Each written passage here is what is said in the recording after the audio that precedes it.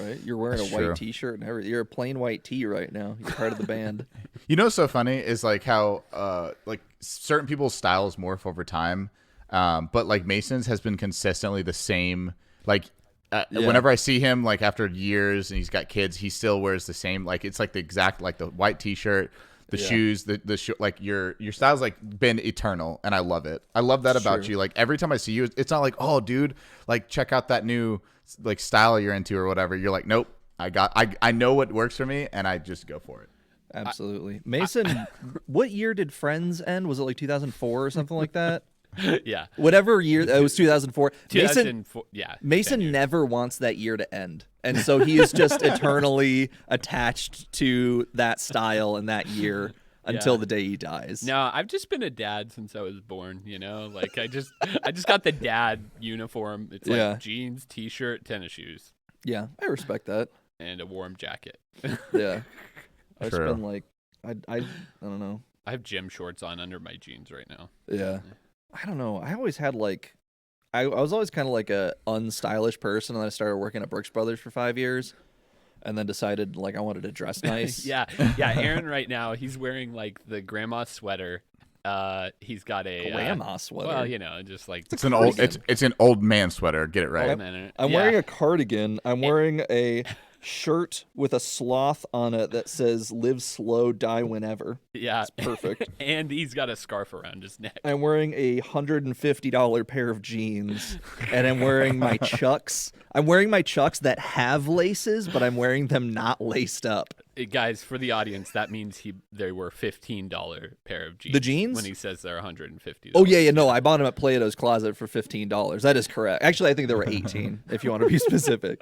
That's like I have a $400 pair of Armani jeans that I got for like $6 at Goodwill. I mean, but this is like our classic dynamic right there, where it's like Aaron's like, oh dude, check out my new watch. It's $5,000, and we're all and me and Mason immediately know that it was $50. Exactly. Okay, first of all, I do still have my Movado watch that was originally like $1,800 that I bought for I think like $250. Right, but you don't approach it like, hey, I got this really good deal ever. Yeah, no. Like, watch. You're like, oh, check out my $50,000 scarf that was actually woven from unicorn blood, but then actually in reality, some hobo gave it to you on the corner store. Okay, first of all, how do you weave unicorn blood? And second of all, so I don't know. You tell us. You can tell, bro. You can tell that people Ask which you got your scarf from. So the best part about being broke, because we all grew up like pretty broke. I mean, I know Weston, y'all had some chunk of change, but me and Mason were definitely broke. But like you can tell people grew up poor when they're like, this is how much I got this for. This is how much I saved buying something versus how like saying how expensive something was. So to sound like a pretentious douchebag, I always like to try and say how expensive stuff was because I think it's funny. It is funny, and that's why like it doesn't bother me at all. It's actually I'm if you don't say how much it was and blow the price, I'm not satisfied. Yeah, absolutely. I do still have those Gucci's though. I think Mason mentioned it a second ago, but it got a little bit blown past. But yeah, I do still have those Gucci's. Yeah. Oh man. My sunglasses. Yeah, so Aaron had these sunglasses. It was just this classic case of I bought these sunglasses, and every time he talked about them, they were like a different price, and it just got blown up into this huge joke where they were like these $1 million Gucci's. But Gucci sunglasses. Were they fake like Gucci's, right? They were fake like. No, they're legitimately Gucci sunglasses. I just got them for like $150, and I think they were originally like $300 or $500. So yeah, just depending on who I was around, I always told a different version of the story. Like, oh, there's some cute girl there I needed to impress. They were $600, whatever. Yeah, and it just got blown up into this whole joke until we were all down in Columbus, Georgia for a bachelor party of a friend, and we were having a good time, and I sat down on the coffee table, and the Gucci's were underneath me. Yeah, that's why you don't sit on coffee tables. Yeah, and so we snapped them, but the best part of this story was I Frankensteined them back together. I bought some parts, and I got the solder out, and I like Frankensteined. He used Gorilla Glue to put the arm back on the body of the glasses. I soldered the little like. Did you? Yeah, the little the little hinge. That's why they Yeah. suck so bad. I can't Yeah, wear no, them it's anymore. terrible, but they're still alive. One day, I told Mason, I'm like, you either need to fix these or you need to buy me a new pair. And he fixed them in fixed the them. worst way possible. hey, you still have them. Most redneck engineered thing I've ever Oh, seen. man. Like, your dad is a redneck dude, but those were the most redneck Dude, I did engineered not things have I've ever $6 million to replace your Gucci's at Well, the why time. don't you get off your butt and like go to get a job or something, you hippie? Goodness gracious. Yeah. Dude, the classic story of us growing up is like definitely it was kind of funny because when I first met Mason, I remember him being like, oh man, that's really expensive, like this or this. And I'm like, because my family wasn't like rich or anything, but we definitely like, you know, I wasn't wanting in like a lot of want. But progressively, as I've known Mason every year, somehow I have less things and he has more things. Somehow progressively the tides have turned quite a bit here. Yeah, it's the classic. Like I'm like, like wait, Yeah. what Mason's do you just- do again? Mason's like the Elon Musk of the group who just like was broke as a kid and just needed to prove that he could be more. And I'm just like, I'm cool with being poor my entire life. Yeah. Good Oh, times. well, no, you see, you just played the perfect game where you got Mason's sister to take care of you. That's true, actually. She is super duper my sugar mama. Started from the bottom. Works Now we're like here. half the amount of hours that I do and makes the same amount of money. Hilarious. Right. I love it. I know, right? Oh, Good times. Well, we're back for a second episode in a row. This is, well, you know, it's You're funny. welcome. We did 22 plus a bonus episode over the summer. You know, That's during pretty good. quote unquote quarantine, Yeah. and so now we're trying to get more speed up, and we're like, oh, we'll do every other week, and now Yeah. we're just, I think it's kind of just turned into like whenever we feel like it. We got Sure. time today, let's do a podcast. Well, look, like our like 3 listeners should be grateful because Christmas is in 2 days. Actually, we had quite a bit of listeners to the last episode. Really? And in between, we gained some new listeners, so welcome if you're listening. Oh. But it's good to be back. Yeah. Even if it is last minute. But Yeah. yeah, it's just some things we just had to get off our chest. Aaron beat Cyberpunk. I this week. did. I had to get. Yeah, I was actually really excited about doing a podcast this week, and then like Mason said, you know, we weren't gonna do it because we were gonna do it every other week, and then I'm like, I'm the third heat, and we're gonna do a podcast this Here we week, go again. and I'm the anchor baby of the podcast. I'm the third heat. I'm the third co-host, or the fourth co-host, actually. I'm sorry, but third heat, fourth co-host. General manager and CEO of the podcast, and I decided that we needed to do a episode this week because I beat Cyberpunk. Right. how many So, hours did you end up putting into it? So I want you to guess how many hours I put into it because it's depressing For how much or how little? for how little. I think you put like 25 hours into it. That's really close. I put 26 and a half hours into it.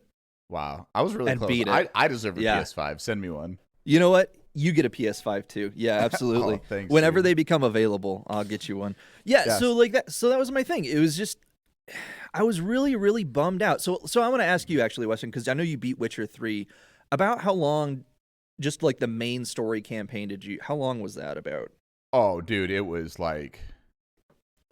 So I think I spent 10 hours on the first major part of the story. Yeah. So it Okay. was like I want to say 40 to 60. So like a standard, Okay. really like a really good Yeah. RPG. Like it was.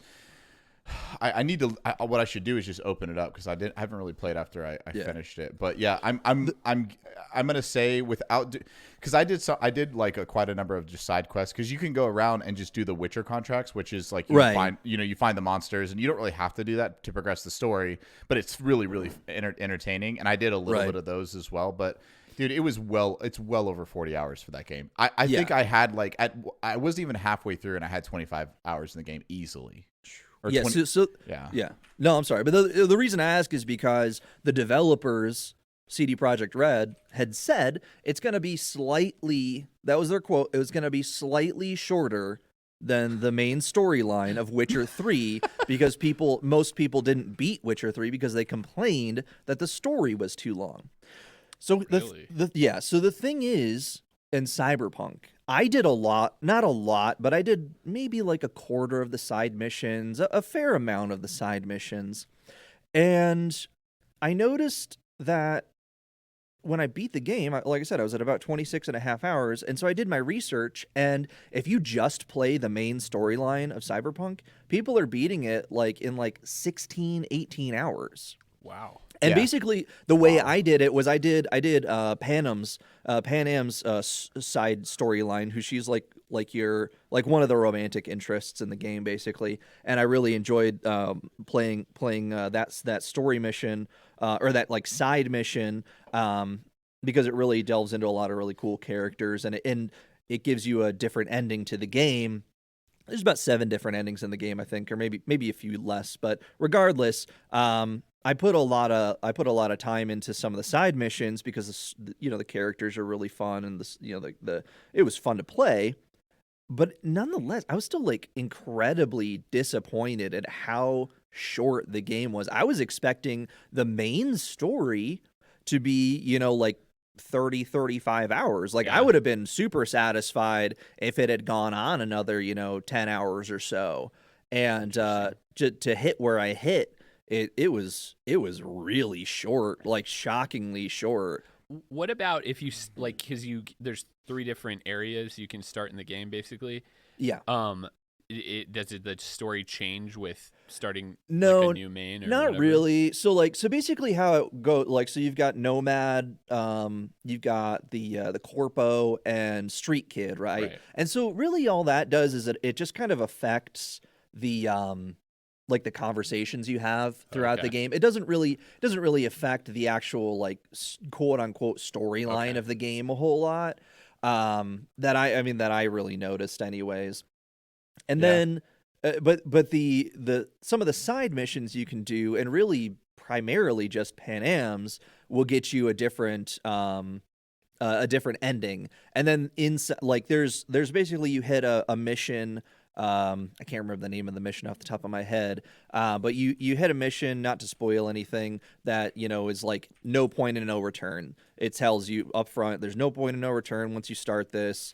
Are you sure you want to continue? And in any video game, okay, this means I'm about to hit a spot where I'm either going to be in this for a long time, or this is the end of the game. And I just thought I was going to go on a really long mission, and went into it and found out, oh, okay, I guess that's the end. Wow. Game over.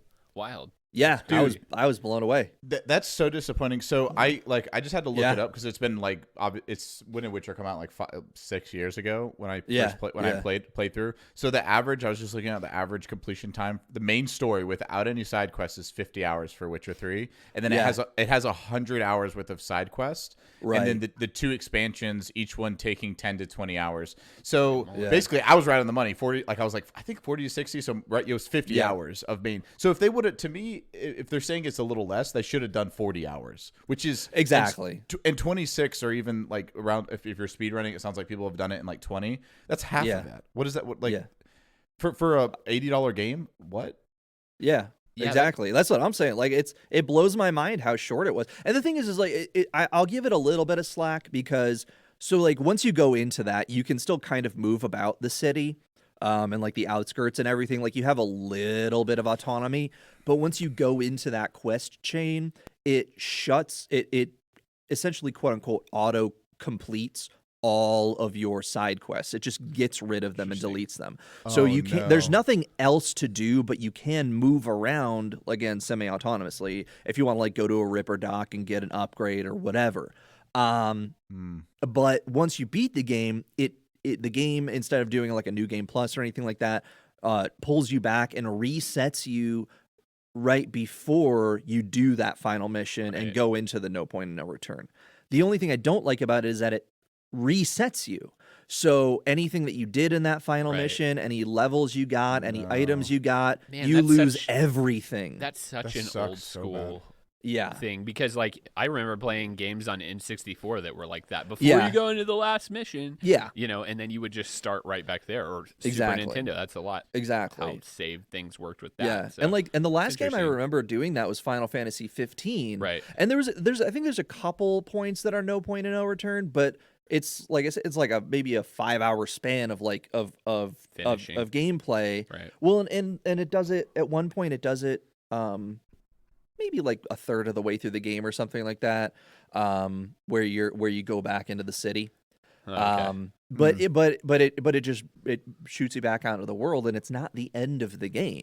Interesting. And like I said, with this, I thought that was going to happen because I thought surely there's no way I'm at the end of the game right now. And That's I so mean, strange. yeah, like I strange. didn't even. It was just really disappointing. And I don't know. There's plenty of side stuff to be done. There's plenty of exploring to be done that I have left. As far as like some of the side characters and stuff. But I mean, some of the people that, some of the things that I was reading about, some of the, even the like character quests that I didn't do weren't really worth doing necessarily. Right. And so that was a little bit disappointing as well, just like, one-dimensional characters and things like that. The story was good and it was worth beating, but yeah, it was just really disappointing. Yeah, has there been a game in recent memory that had so much hype around it that has been so underwhelmingly received? Can you think of one? Like, because this game, like Kingdom Hearts 3. Yeah, true. But yeah, was it Kingdom Hearts 3 as underwhelming as this was? Because like I didn't even play though, it, so I can't say. Even though Kingdom Hearts wasn't wasn't the best in the series and kind of just felt like it wrapped things quickly, like it still was fun and an enjoyable game. Like I think the last game that I can think that was like a huge flop in people's eyes. No Man's off the Sky. top. Well, No Man's Sky was big. I was going to say Assassin's Creed 3, Yeah. which that was a few years. I mean, that was probably like Okay. 4 or 5 years ago at this point. I don't even remember when that came Right. out. But that was a huge disappointment to a lot of people after playing like Revelations and everything, But yeah, you're right. I mean, this is just a massive disappointment to so many people. I think the problem was, like, I think we talked about this a little bit, is it's how could you ever really live up to a game that's been in production for this long? And the problem is throughout the time that they've been in production, they've been hyping it.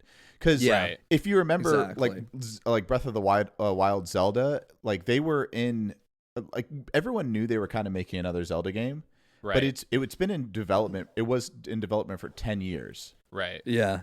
But they weren't hyping it along the way and being like, oh, we're going to do this and we're going to do this. They're just like, hey, we have a secret Project Zelda. And then they just released it. And everyone's like, oh, my God, this is really awesome. Instead of just, I mean, they basically were cheer squatting it for the entire time that, like, for half that time that they were talking about it. Yeah. And I don't really see what a company has to, like, with that kind of hype, with waiting that long. Like, they're not making any money off of the promotion 10 years beforehand. There's no ad type things that they're going to be getting any revenue to help their company at all. So I, like you said, Weston, that's a really good point, because like the Zelda games, they just seem to, like, Beyonce dropping an album, kind of thing, like overnight. If it's a good game, people like, and people are going to buy it. Yeah. But also, I think the thing driven by the communities. So if the communities are like, everyone's like, this is awesome, everyone's going to go buy it. Right. I think the thing with CD Projekt Red, though, is that in so many ways, it is a small studio. It's a big studio now because of Witcher 3. Right. But it is, I mean, they really don't have many games that they've published. And like, if you go back and play like the Witcher, the first and second ones, they are garbage. And I personally don't even like Witcher 3. Like, I didn't think it was gameplay wise, it was just not my game. But they're really only working on like one game at a time. So they kind of have to hype up Cyberpunk to a certain extent because people see that and they're like, "Oh, this is cool. What else have they done?" And that increases their sales of Witcher. Once they see it, it looks great. If you look at the trailers for like Witcher 2, Assassin of Kings, I think it was called. The trailer for that game is amazing, which is why I bought it. And then I started playing it, and I was like, it's not that great. So, it's just, I don't know, it's just one of those things. But I mean, I wasn't really necessarily super hyped for Cyberpunk. I was going to buy it eventually. I mostly got it because of that Stadia bundle. Yeah, the Stadia and I was like, deal. So all right. It is, and it looks very pretty. So I was like, all right, well, I'll try it, and and give it a shot. I'll see what the hype is about. And even playing it on Stadia, I had very minimal bugs. I had very minimal glitches. I had very minimal FPS drops. I had it crash one time, and so I didn't even have all of the hangups that other people are having. Excuse me, and I still didn't enjoy it as much as I thought that I would, or as much as I expected I should, just based on the hype. Right. Yeah, and again, that's not to take away from the story is fun. The voice acting and the acting in general is phenomenal. The the character animations are phenomenal. The graphics generally, especially for the main characters, are great. But just everything else, like the world, the driving, the combat, is just kind of it been there, done that. Maybe not the world. I think the world's pretty cool. But yeah, I mean, like the combat, the driving, the progression system, the RPG style progression system, it's all very been there, done that in a not fun way. Interesting. Yeah. Yeah, I think that I think they just should have just said, yeah, we're in like our, in the depths of our next game. It's going to be really great. It'll follow this, it'll be as good as, because even though you didn't like love Witcher 3, like, or the combat or anything else like that, that game is truly praised for being one of the greatest of all time. Oh, absolutely. Not for, and it's really not for, like you said, combat or anything else like that, but the world, the choices in the world, the amount of like detail, and it, like, especially for its age, it's a beautiful game. How expansive it is. Like, there's a lot of truly like uniquely well made things about that game. Yeah. But they should. But I remember obviously there was Witcher 1 and 2, but I don't remember like hearing that much about it, and then I just started playing it, or the community was like, everyone's like, oh, this game is so cool. And I started playing it, and I was like, "Oh no, this lives up to the hype." But it's just when you're just when you're saying this is going to be the best game you've ever played, type tier. That's how it felt like they were saying to us. Yeah. And then you give, and that's the thing too, is like if you give me a game that's at least I'm getting my money's worth out of it, because like for you guys, I guess, like if you're gonna pay $80 for a game now, like how many hours do you really need to feel like you've gotten your money's worth? That's a question I wanted to ask earlier, but I don't. That's what I was thinking of. So for me, I'll say, I don't really care about the hours, to be honest with you. I would rather have a game that is the coolest frickin' game I have ever played, that is a 10-hour game. I would rather have that than have 25 hours of mediocrity, or have 50 hours of mediocrity. I think that's a minimum too. Like I think 10 hours is a minimum though. Like I don't think I would play a game for 3 hours and be like, oh, this was worth $80. Like, well, I mean, first of all, it's not 80, it's 60. Right. But yeah, I mean, well, I did pay 80 now. Yeah, well, I have Stadia, so it's still 60 for now at least. Yeah, but I'm just saying. So well, there's I get what you're. Let's say $70 because that's what they are. 80 was what I paid because of the I got the Stadia too. But all the new video games are $70. True, $69.99, which is pretty steep. Yeah, and I guess it just depends. It depends on a lot of things. I mean, it depends on its replayability. It depends on, like I said, how objectively awesome it is. I mean, some of the like, I don't want to say some of my favorite games are really short, because that's not necessarily true. But some of the games that I play, like I play a lot of like, TCG card games, and I play a lot of like strategy games that are or like RTS games that are just online games, or I'll play like Dota style games that are just one shot kind of games that are you don't necessarily you have to put a ton of hours into it, but it resets every time you play it, right? Quote unquote. But it's quality. It's quality, right? But that's the whole point. Like, I guess the point I'm trying to make is all those games, like for instance, like a really good football game, like even a Madden. That's not like I'll play all those games with you guys. I'm cool, but it's not something I'm like, oh, I really want to play this. If a Madden is good, it's got really good graphics, it plays well, or a sports game. the replayability of that is endless, right? So Right. Yeah. whenever like you can pretty much up until the new version comes out, and if it's better and you decide to spend money on that, that game is like essentially like paid for itself, because as much as you want to play it or you have friends over, it's good. Or if you have an RPG that's that's 70, let's say $70 or whatever that we paid for Cyberpunk, and you really only got 20 hours out of it or 26 hours, and you're just kind of done with it at this point. Is that really like?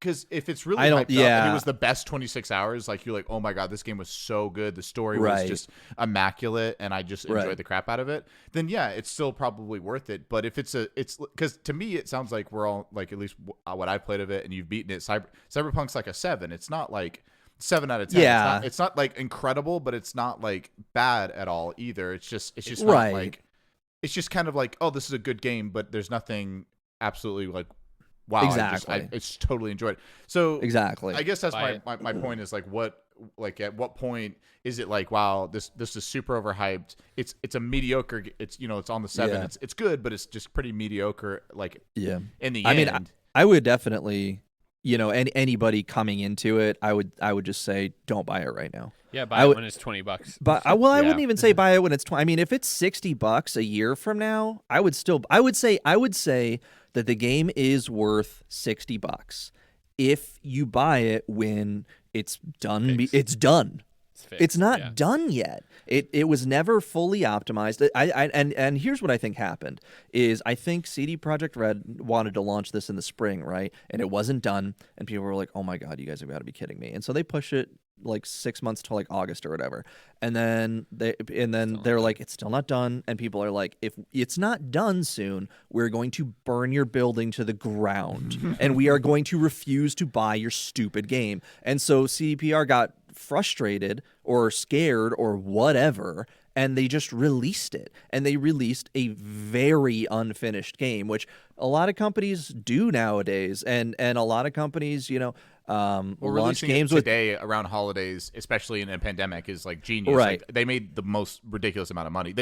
I think they've lost a ton of money too, though.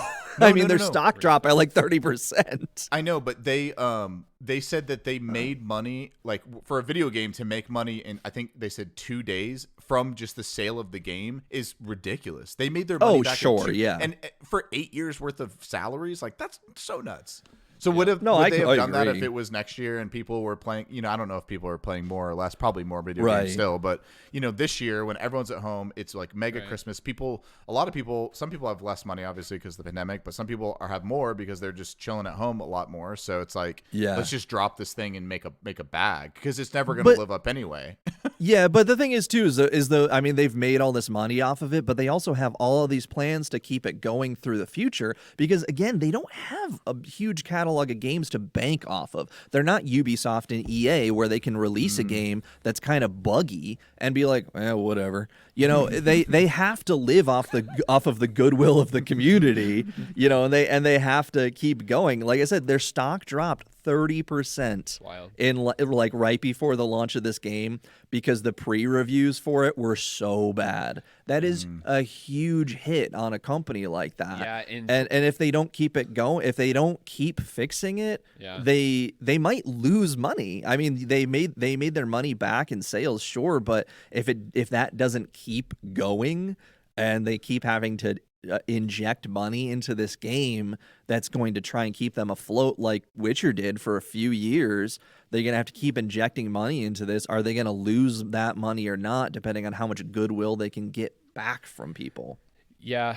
Well, hopefully they fix it, and hopefully, it becomes like a No Man's Sky type thing where, like, No Man's Sky, only other PlayStation recent memory to be pulled off the store after launch. This game was pulled off their PlayStation Store digitally. Yeah. It was? I didn't even see that. Yeah. Oh, yeah. Yeah, they pulled it off and gave everybody refunds for the game. Yeah. Huge overpromise. Yeah, so, hopefully they can come back, because No Man's Sky won Game of the Year this year, didn't it? I think you're asking the wrong person. I think ongoing Game of the Year, No Man's Sky won. So well, that's a cool thing. Yeah, so just to like belly up your point, literally this is something that like can happen, because you're right. No Man's Sky, like they were like, that game literally sucked, And then now, like I don't play that game, but I've heard that it's pretty freaking cool. Yeah, in what I've absolutely. played of it, VR wise, it's really good. We've talked about it a little bit on the show. Yeah. But you know, and I think Avengers is kind of that kind of open-ended type game that's going for that kind of thing too. They've had some issues at launch, not as much as Cyberpunk, but you know, they have a lot of room and stuff to really improve the game with big updates and stuff like that. I guess, yeah, and I agree, you know, wholeheartedly with that they can fix the game, and they will. I know they have big patches planned for January and February, and I'm sure eventually they'll get to the point where, you know, people will trust them again. I don't think that whatever comes next is going to have $500 million in pre-sale dollars. Yeah, I just for think them. I think that people are going to be a lot more cautious going forward next time. in the hype, you know, the hype too of it all. Like maybe they'll tame that, because I think like Fallen Order, for instance, great, really good game, kind of on that level, you know, like of goodness within the Star Wars universe. They announced the game. They probably worked on it for a long time, but they announced it a year before they released it. E3, and then the next November, it was released and out, and it's been a good game. Yeah. So there was some hype, but not a whole lot, not 10 years of hype, you know, even though they've probably been working on it for a long time, you know, and then it's done well, it's proceeded to do well, and it's, you know, it's probably going to be a long, Star Wars has said it's officially a part of canon, you know, like some of these characters might make an appearance in The Mandalorian and these shows that they're doing. So, you know, it's one of those things where, you know, I just, like you said, Weston, like Nintendo does it perfectly with all their stuff. But also Zelda is just like a perfect game, you know. Breath of the Wild is a pretty perfect game. It's just Zelda. Nintendo's one of those companies that just isn't gonna mess stuff up horribly, just in general. And they don't overpromise. Yeah, it's like Marvel movies. They have their formula and they do it, and they mix it up every once in a while, but generally they know what they're doing and they're good to go. And that's it. And they're going to make a ton of money. And they're going to make a stupid amount of money doing it. But they're not going to win any like Academy Awards or anything. But nobody cares because everybody loves it. Right. They're going to make a stupid amount of money. Exactly. So anyway, burn their money pyramids. To be continued on this whole saga with Cyberpunk, but like I said, I haven't played it much, but I'm glad you beat it. I just strained my groin sitting here. Jesus Christ. Yeah, I think that I don't know. I think Nintendo style in general is just really nice. They just don't say anything. They say, "Hey, here's a great game. Like it's a reasonable price and you're going to like it." And then everyone plays it and they're like, "Yeah, you're right." Like it's not like you don't have to hype up something so much. And if it really is like, or let the community hype it up. Like, why are you trying to tell like, "Oh yeah, we're doing this. Like just release it." Well, or play test it. Have like big time streamers just play test your games or something like that, and then and it's funny because Nintendo, that comment reminds me of like Apple for a really long time. No, seriously, I mean they would launch something, they would have an event, they would say this is our event, it launches in 2 weeks, enjoy. There's not years of nonsense. For a long time they didn't even have commercials. Right. And then now it's one of the largest companies in the world. Yeah. And so, to your point, I mean, it's they don't have to worry about that as long as you put out a premium product for a good price and you let people enjoy it. Yeah. The community, I mean, the gaming community is outlandishly vocal. They'll take care of it. I know. If it's good, you don't even have to advertise. The gaming community is going to Reddit the crap out of your game. So just absolutely. Just make a good game and then you're fine. Dude, Absolutely. Did you see that? Speaking of Apple, did you see Mason's new electric car that's going to be sitting in his driveway in 4 years? I haven't seen it. No. Did Apple make a car? Yeah, they're making the electric. I think they're trying to make electric cars by 2024. Oh, that's cool. They announced that they're in production or designing of an electric car by 2024. Interesting. If I'm not mistaken, if it's 100% slave labor or only 85%? Just like half from China and half from like Taiwan. So I don't know. Okay, that's probably a good like 80-20 split then on the slave labor. That's not bad. Yeah, it's. I thought that I was just like, man. Like it's gonna be really interesting to see Mason when he gets his new electric car. I make those comments just to see Mason's face that nobody else can see over here. It's so much fun. He wants to just flip out so bad. Oh yeah. Yeah.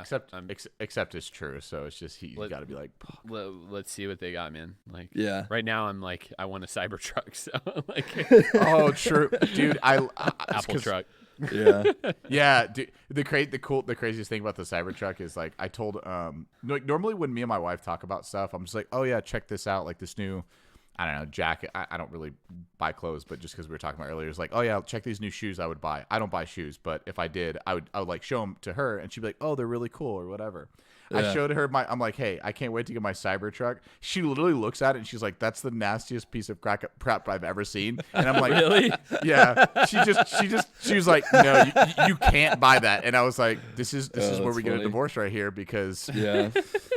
That's so funny because your wife was against it. I thought you were gonna have the same thing. Like usually, my wife's like, "Oh God, another tech item," you know. But I showed her the Cybertruck. She's like, "That's awesome. We gotta get one of those." Well, she's Korean, so anything that's techie, she automatically loves. Yeah, she's not a very techie person. Though. I'm just kidding. It's not. I'm surprised she doesn't have a. I'm the only one in the family that has a Samsung phone. She doesn't even have that. I know. She has an Apple phone because she likes things that work.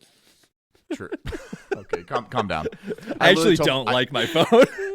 Oh no. Yeah, I don't. I wanted it. Well, I wanted a Pixel 5, but they didn't have it when I got my phone. So. Wait, you don't have I thought you have a Pixel 5. Well, I did. I had a Pixel 4 and I traded it in for this what? one because it's a Samsung S20 Fan Edition. Oh no, you should have waited for the Pixel 5. It actually looks dope. Dude. I know. I love how it was like you're like, I don't know when free. the Pixel 5 is coming and all this stuff, and then it like a week later after you got your phone, yeah, Pixel 5 it dropped. I was so upset. But this was free and the Pixel would have been a few $100. I was like, yeah, whatever. I'll save the money. I don't care. I'm just old and cheap nowadays. Whatever. Yeah. Anyway. But that's all cool.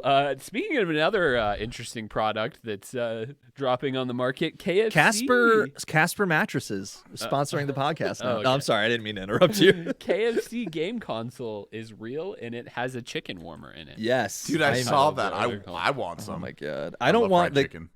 The thing is if you put non-proprietary chicken on it, will it shut down? Like if you put non-KFC chicken on it, will it shut down? If you put Chicken Express on it, it's gonna just explode. Wait, question: how is Chicken Express? Never been there. Do you love diarrhea? It's awesome. No, I mean the food is awesome. It will give you diarrhea. Much like, I mean. I don't really. We were just talking about this recently. Like, I can eat like literally like 15 Taco Bell tacos, and I don't have a problem. No. So. I don't know, like other people are like, oh yeah, this is gonna make your stomach hurt, and it just never does. No, dude, I can eat I can eat Taco Bell with like a steel stomach. It does not even remotely faze me like these pansy asses who complain about getting tummy aches from Taco Bell. But when I eat Chicken Express, it is like a free colon cleanse for the next 48 hours. Oh no, it is horrifying. It's so delicious though. It's the best chicken, Is it better? It's better than KFC? Oh, 100 times better. Absolutely. Okay, so the bargain bucket shaped machine features the world's first built-in chicken chamber, which is kitted out to keep its contents hot, ready for consumption during intense gaming sessions. Your chicken will be kept hot thanks to a custom-built cooling system that keeps the console hardware at a regular temperature while using the heat produced by its components to warm the chicken chamber. Yeah. So, do you guys remember This has to be an April Fool's thing, right? No, it's real, a legitimate thing. I'm looking at all of these articles, and it's like they even have specs about it. But I'm like, this has to be like, who's gonna buy this? Are you buying one? April's 6 months from now, Weston. All right, live in the reality that is 2020. It's 2020. Are you sure?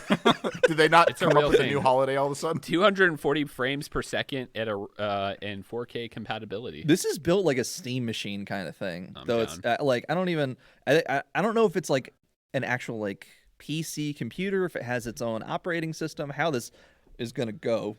Yeah. So here's the deal. Like, does the chicken grease lube the components and make them run like ultra fast? No, it lubricates your heart, Weston.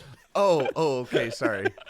Whoops. Yeah, and how easy is it to clean the chicken chamber? You can't have nasty chicken. That's chamber. actually a legitimately good point. I don't pull the chicken chamber out and wash it like a dish. I don't think anybody buying this is necessarily concerned with cleanliness or smell in any way. Yes. Well, dude. I'm just gonna put that out there. I don't mean to offend anybody who is a stinky, greasy person, but if you buy this, you might be a stinky, greasy person. I'm gonna buy it, but I just want it for just to see what this thing is. Yeah. I'm not saying I'm gonna buy it, but I'm straight up. I applied. If it's reasonable, I'll buy it. How about that? So, okay, what's reasonable? Money If it's bags not, over there. if it's if it's under $500, If it's under $6,000, Mason's on board. if it's under 500, I will sincerely consider it. What if it's packaged would with you a really, set though? of Apple headphones for like $9.99? Like, it depends on what it is. If it's like a computer I can just use in the office, like, sure. If it's a Pick it up. computer that also cooks chicken for me. Right. Like, where am I going to put my lunch? Put it in the chicken chamber. Some people have mini fridges. Mason has a mini micro or like a mini oven. Hey, this is sounding better every minute. I wonder how long this thing will last if it's getting hot enough to heat/keep chicken warm. Yeah, how long you is realize that it has to be at least 100, I think 120 degrees to be like considered a warmer. That's Oh my so God, that's so hot. warm. That's so like, bad it's gonna for that melt. thing. I know, this is gonna melt your computer parts. Oh my God. There's no fans in it at all. I just want to try this thing mainly. So How about this? I'll buy you an air fryer. Come to your house, air fry you some some real truly delicious chicken, and then buy you a PS5, and it'll still be cheaper than this thing. That's true. it's not about the chicken, Weston. It's about the device. I just want to see what this thing is. Well, it's sponsored by Intel, so we know What is- it's poo poo. So What's Truth. what's Joker say? It's not about the something, it's about sending a message. Or it's not about the money, it's about sending a message. That is how Mason feels right now Right. about this chicken.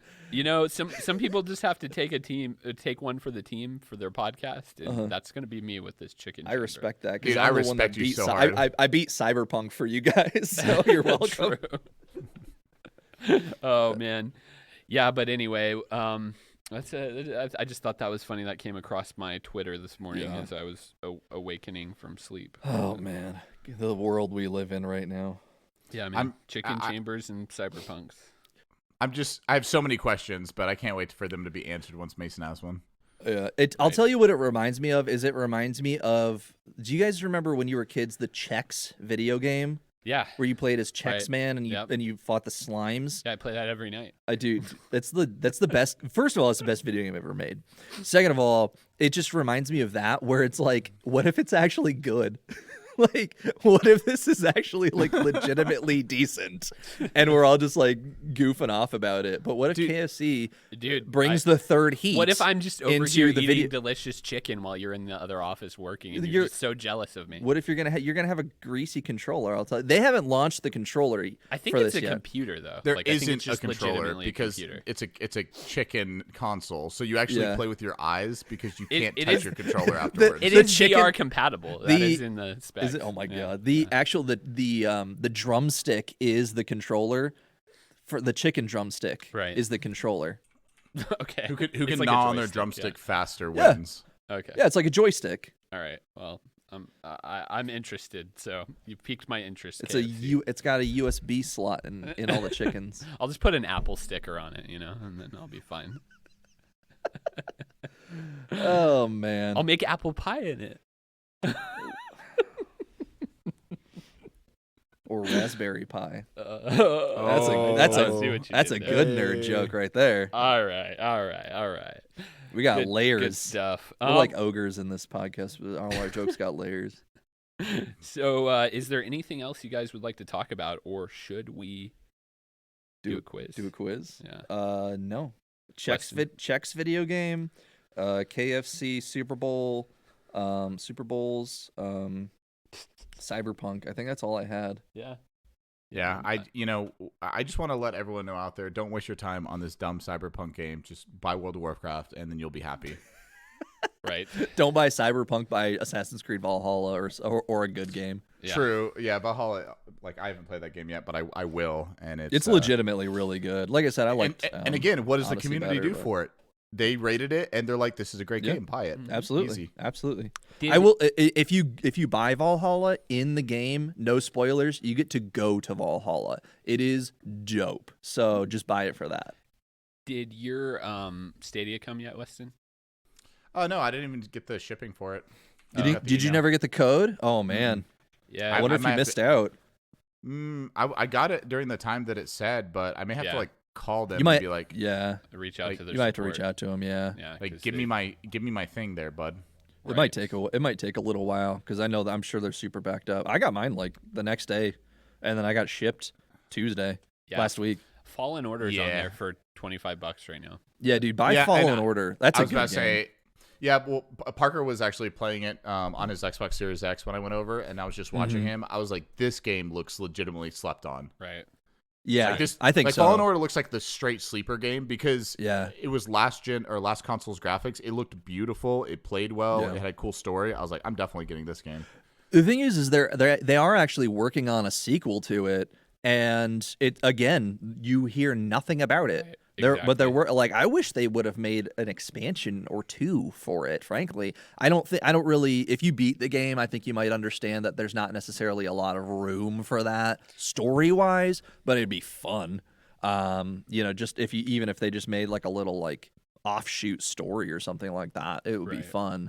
But yeah, I know that they're working on a sequel. I don't know if it'll feature Cal or not. I hope it does, and it's gonna be dope. I am sure. But yeah. Well, hopefully Aaron will finish The Mandalorian next week, and we will have a Mandalorian-packed episode. Because that would be that we need to break this down, and we'll have another week of spoiler less, but No, absolutely. next week's going to be The Mandalorian spoiler. I told Katie tonight's gonna be get packed and cake bash night for the two of us. It'll be our game night. No, she's going to play Secret Neighbor with me. No, we're gonna play cake bash and get packed. No, we're good. Yeah, that's actually code for. Bro, I'm going to text her and be like, oh, yeah, no, don't. That's code for. I'm going to text her and be like, yo, play some Secret Neighbor with me. And she'll be like, all right. Yeah, you wish. Yep. Anyway, all right. So is there anything else, Weston, that you want to mention? Nope. Let's go. Let's play. All right. Let's do this thing. So we have returned with the game show. I don't know what just happened. I was like, Mason wanna- just had a stroke. I was about to say, is he am, okay over there? He's not. Yep. His half of his face is very droopy right now. All right. So we are going to do a game show. The rules are as follows. It is a multiple choice. And We remember the rules. Should we? Are we gonna do a ding, or are we just gonna like you guess, and then? Is there like an online game take we a can both tally? show up to? I don't Like think a- so. Oh yeah, because you're gonna be lagging behind a little bit. Yeah. So let's. I'll give you half a second. Let's do this. You each answer, and at the end, like, okay, I'll tell you as you go. But at the end, whoever has the most correct answers by the end of it wins. So you'll each answer. That's fine. Does that make sense, Weston? Yeah, I'm down. Okay, cool. All right, so this first one is a true or false question. More than a quarter of all Americans over 50 play video games. True or false? That feels false to me. I'm gonna go with true. The answer is true. A 2011 survey by the Entertainment Software Association found that 29% of Americans over 50 say they play video games. That was an increase from 2009 when 25% of people over 50 called themselves gamers. Yeah. By the way, mom and dad. Well, my dad's dead, but by the way, mom. Sad. Spider Solitaire does not count as a video game. Just so you guys know. Yeah, but So you we're know what clear. does and people play is like stuff like Bejeweled and Second Life. not Bejeweled. What's that? What's Second that? Life. World of What's a Warcraft. phone game with the old the fruit? Candy Crush. Fruit Ninja. Oh, yeah, Yeah, dude. that one. Old people well, that's love candy, those not games. fruit. Yeah, but those aren't video games. I guess. Sure they are. Technically. Whatever. All right. So question number 2. It is 1-0. Weston's winning. All right. So Nolan Bushnell, who founded Atari in 1972, also founded what national restaurant chain? Applebee's, Chuck E. Cheese, Carl's Jr., or TGI Fridays? Wait, give me the multiple again. Applebee's, Chuck E. Cheese, Carl's Jr., or TGI Fridays. Well, it's definitely not Carl's Jr. because that was Carl Jr. actually. Right. That was Carl. All right. Man, I guess I got to go with TGI Fridays. Okay.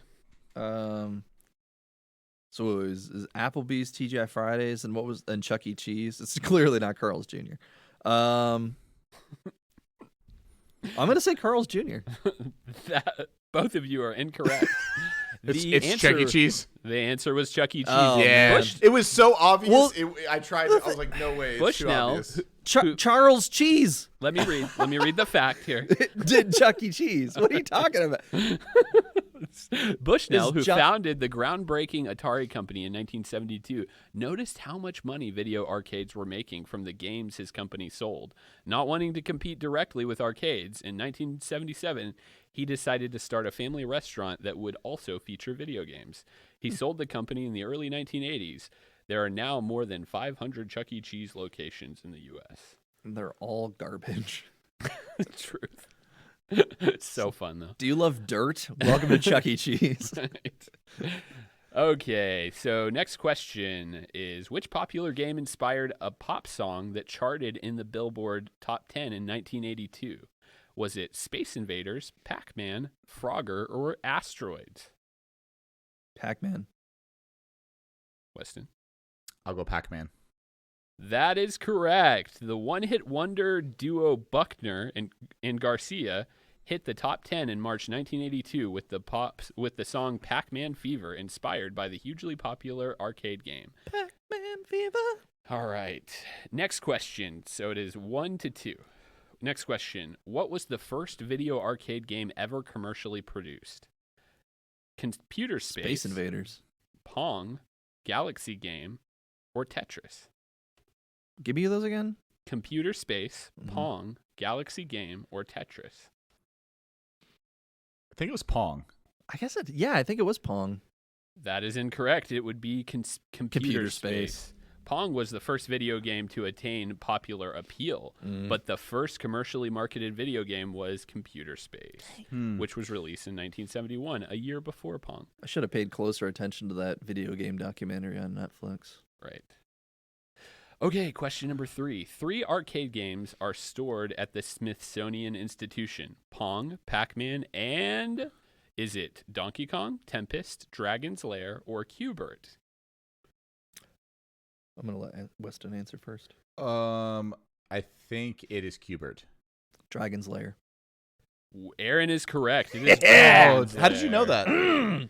I think I listened to a podcast called How Did This Get Played, where they reviewed Dragon's Quest as a terrible game, but also kind of legendary, and that's why it's in the Smithsonian. Oh, cool. Because of the art in the game.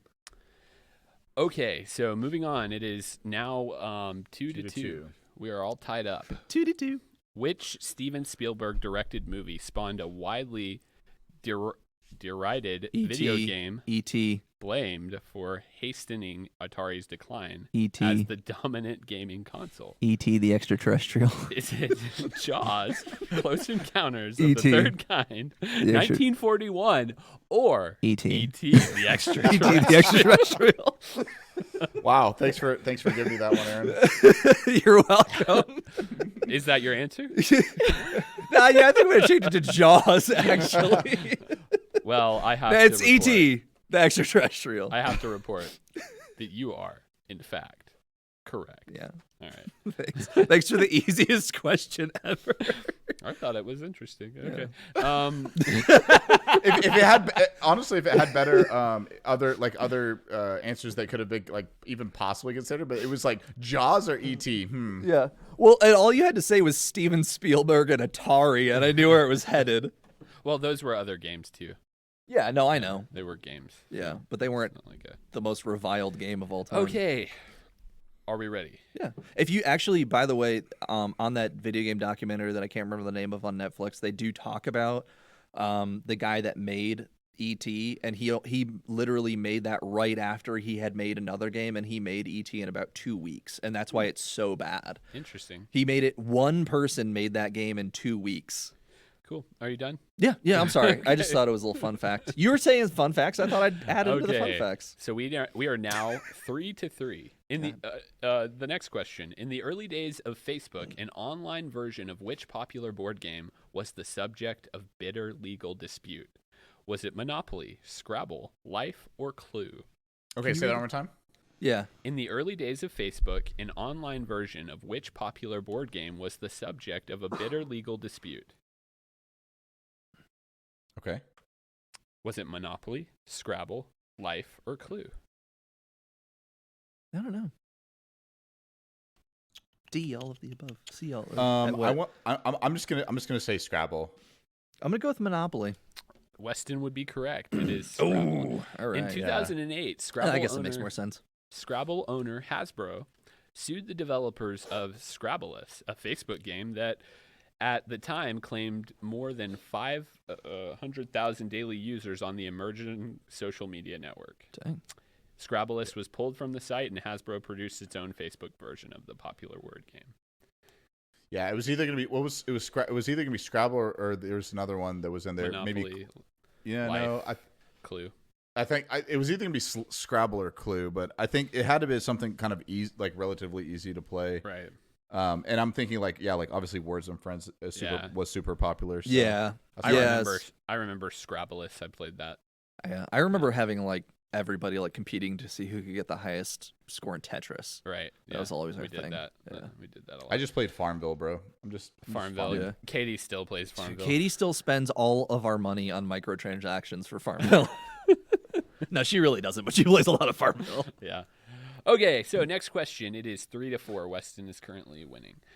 Space Invaders was originally named Space Monsters, Alien Invasion, War of the Worlds, or Star Wars. Oh man. I'm gonna say Alien Invasion. Give it to me one more time. Space Monsters, Alien Invasion, War of the Worlds, or Star Wars.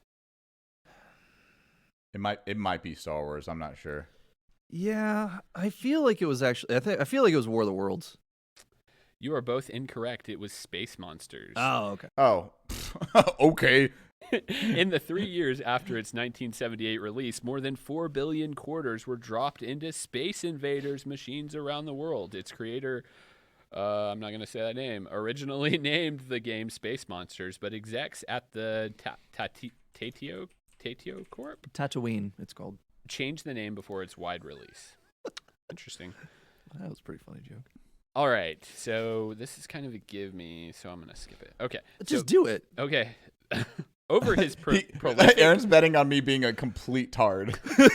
Over his prolific video game career, Hideo saving Kojima. a damsel in distress may constantly preoccupy hero Mario, but his day job is plumber, painter, butcher, or carpenter. Oh, that is No, it's an electrician. You're all wrong. I'm actually pretty sure he's a desperate housewife. Right. Plumber. I'm pretty sure he's a gigolo because he's just, Is that your answer? Yeah, I said plumber and Weston said gigolo, so please can I have the point? Thank you. Mario and his brother Luigi, who often appears in games alongside, are plumbers. Wow, didn't know that one. I'm glad you. I like skipped that. I like that the answer included, or the bit at the end included Luigi, but not the question, because that's how less famous he is. Right, exactly. Just kind of a side note in the whole thing. Dude, Luigi's honestly the star. Let's be honest. That's true. Yeah. All right, so video games have been a fertile ground for Hollywood. The highest grossing film based on a video game is Lara Croft Tomb Raider, Mortal Kombat, Super Mario Brothers, or Final Fantasy. I'm going to answer this after Weston, because I know the answer, and we've actually, I think, done this question on the podcast before, I'm pretty sure. Oh, do you do know the answer? Okay. I'm like 95% sure I know the answer. I'm gonna say Lara Croft Tomb Raider. Yeah, it is. I believe That it's is correct. Yeah, that's what I thought. Okay. I think we actually did do that question on here before. We did? I think Okay. so. If it wasn't that, then it would have had to been Final Fantasy Right. Because they had that really like the first Final Fantasy that came out, like everyone went to see that. I remember Rick Reed walked out because there was souls in it. It was great. Yeah, that's funny, man. Yeah, that's the only reason I kept the question, because of Final Fantasy. I knew that grossed a lot of money. I think Advent Children grossed more than Spirit Awakens. God, I love that movie. Yeah. In 2012, Americans spent how much money on video games? Was it $5 billion, $10 billion, $15 billion, or $20 billion? Well, that was the second term of the Obama administration, so I know we were all just trying to escape that reality. Oh, okay. So you could edit that out because that was a joke, but it was still really funny, I thought. What's the question? Yeah. In 2012. I just heard. In the year 2012, Americans spent how much money on video games? Is this like, do you have a multiple choice? Yeah. 5 billion, 10 billion, 15 billion, or 20 billion. Oh, I don't know. 10 billion? Nah, 15. I'll go 15. Okay, wait, it's 5, 10, 15, 20? Yeah. Yep. I'm going to go 15. They're all billion. I'm going to go 15 as well. Yeah.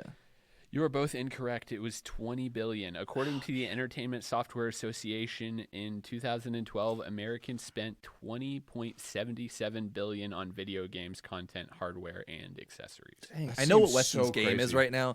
Weston's up 1 point, so all he's going to do is just guess the same thing as me. So he's either right or wrong, but either way he wins. Strategy. That's all he has to do. Strategery. Okay, I mean, so yeah, but like I think the last two I've gone before you. Not this one, but the other one. I went before you, so I see your game too. I think every time you've gone before me, you've gotten it wrong, but I don't know. I could be wrong. So it is 4-5 right now, right? Something like that. Yeah. So this is the final question, and whoever gets it right. If Weston gets it right, he automatically wins. If Aaron gets it right, and Weston will have to think of a bonus round. All right. All right. So here we go. More than half of all parents play video games with their children at least once a month. In 2012. Is this true or is this false? Survey was taken in 2012. More than half of parents play video games with their children at least once a month. Right. I'm going to let Weston answer first. Oh, dude, I don't know. This one's the problem is if I get there's a 50-50 shot here. So basically 50-50 like I win or lose, right? This is, well, you don't lose, but it'll be tied. So yeah, I'm gonna go true. It's like sudden death. So if Weston answers it, I could see that being true. I'm gonna go true on that one. Okay, dude. I mean, but here's the deal: if I just answer true, then you're a baby. Yeah. Then I win. Yeah, so that's right. You shouldn't have answered first. Yeah, so I answer true because I like winning. But you're also kind of a weenus, and everybody will know. Hey, I got a bonus question too. So okay, cool. All right. Addendum to this question. All right. And there's no multiple choice. Okay, cool. The answer was true. Yeah, there you go. Nice. All right. I get an extra point because I answered first.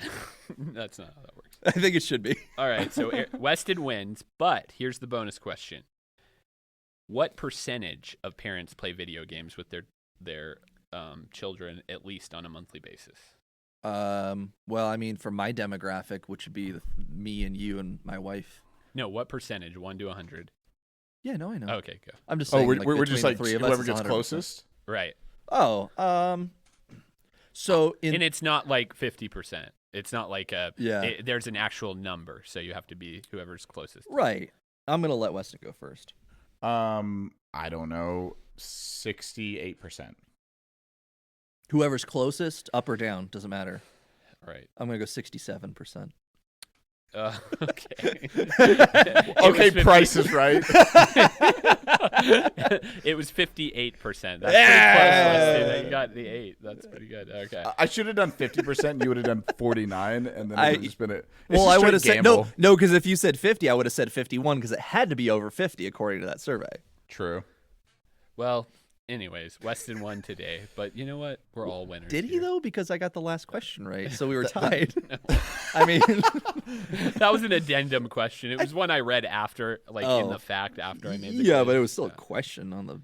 show. Hey, I thought the quiz was pretty good. I think Hey, you're the one. we tied. You're the one who. No, we definitely didn't tie. I won, but you're the one who answered before me on the last one, because we really don't know if I would have just said the same thing or said something different. Because you basically kind of messed yourself up. I mean, I just didn't feel like sitting here for another 45 minutes waiting for you to decide. That's a stretch, but I like it. All right, maybe not 45 minutes. Honestly, I have 80. Maybe so 45 seconds. Yeah, I was about to say maybe another 30 to 45 seconds. That's true. Yeah, that's like I don't know. I have nothing. Okay, well, that's the. I think that's about the end of the podcast. Next week is going to be our big Mandalorian show. So, is it? If you're a listener and you haven't finished the Mandalorian, you should watch it. Nice. So I mean, this week is definitely the time to do it because most people are off on Friday. And then we have like pretty much a long weekend, and then next week is New Year's Day. And then most everyone will have that off too. So I think most people will be off on Friday because they're celebrating Christmas with their families. Right. I know. I'm just saying, like, whether they celebrate or not. Yeah, that's true. They'll be off. So instead, since the people of the old country can't go to the movie theater and eat Chinese food on Friday. We will order Chinese food in and watch The Mandalorian all day. And Wonder Woman. That comes out. Wonder Woman! Yes. Yeah. Also, side note, something we haven't talked about on the show yet is HBO Max is releasing all the Warner Brothers films that would have been in theaters on HBO Max this year. Yeah, it's going to be pretty awesome. It's going to be pretty cool. And that's including like big stuff like Wonder Woman, obviously, Space Jam. Big stuff that we can't think of at all.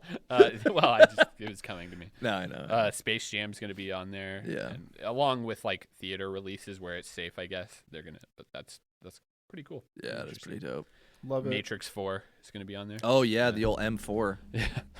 Hype about that. Something else with Keanu in it. Yeah. Do you guys want to end the podcast like we did last week, suggesting something that it's nerdy that somebody should do? Right. I don't think it should. I don't. We don't necessarily. I think last week we did a show and a game, and I think just something nerdy somebody should do. I think is a good just one thing nerdy thing. Mason's shuffling Pokemon cards right now. You should shuffle Pokemon cards. Play Pokemon. Yeah. That's actually my suggestion. If you're a fan of the thing, you should really get into the card game. It's fun. It's really fun. Yeah. Yeah. No, I like it. You can download the TCG on the website, right? Even though Aaron won't play that with me. Well, I've been playing Magic the Gathering, so sorry. You're both wrong. The answer is if you're going to play online, you should play Yu-Gi-Oh! Duel Masters.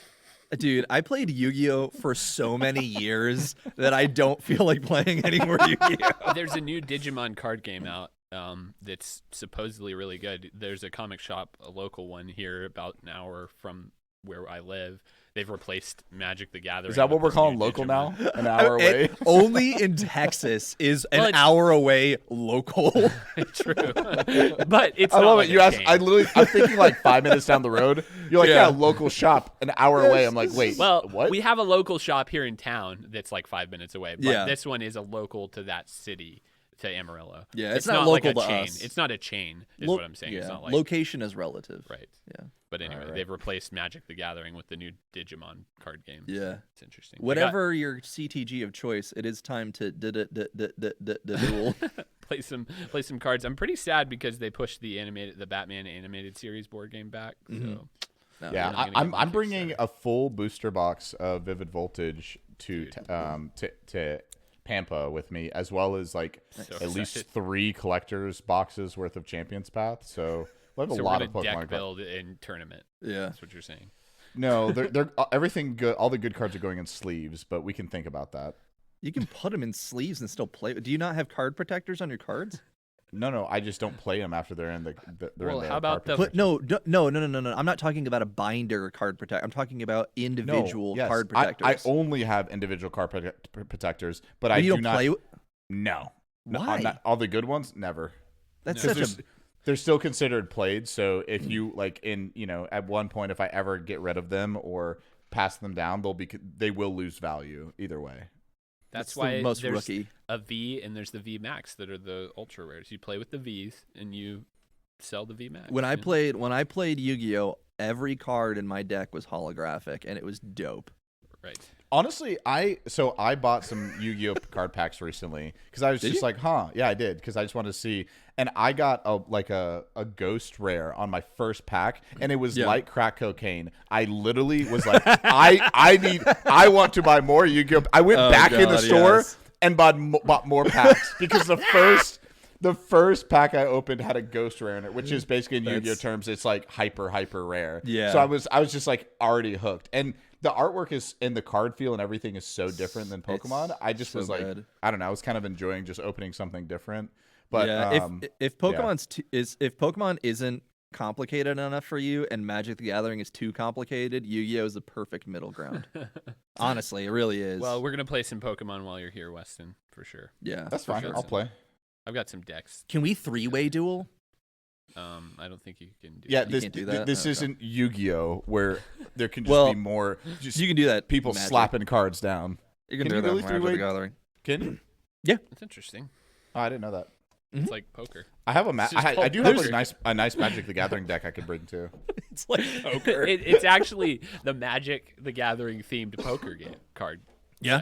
set. Yeah, that's all you're talking about. Yeah, absolutely. It's just poker. No, but yeah, there's actually like a number of different game modes in it. But anyway, we'll get off. Cool.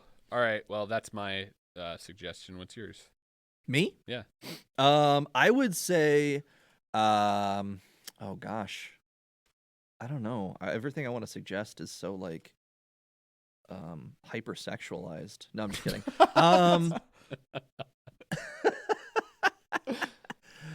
I don't know, because this is your segment. all I've been doing is playing Cyberpunk. This is not my segment, all right. This is all of our podcast. You suggested that we do this. I know. I didn't have Aaron. anything prepared though. I mean, I didn't either. I was just holding Pokemon cards, so I was like, "You should play Pokemon. It's really fun." Yeah. I mean, all I've been doing has been playing Cyberpunk, but I can't recommend it. It's too horny. I would. I'm pretty sure you recommended it last week. I know. I know. Actually, and to the horniness aspect, I will take some of that back because it gets less like aggressively horny after like the first 5 hours. Right. And 5 hours into it. That's the episode name. It gets less aggressively horny. That's the name of the podcast now, or the podcast episode, anyways. Yeah, it's a lot less ridiculous after the first little bit. Anyway. I don't know, Weston, you go if you have anything. Sure. I gotta think about this for a half a second. Okay. I'm gonna recommend. I think Studio Ghibli is some of my favorite palatable animes, and just animation in general. And I think if you haven't seen it, everyone should watch Porco Rosso. Yeah, it's a good one.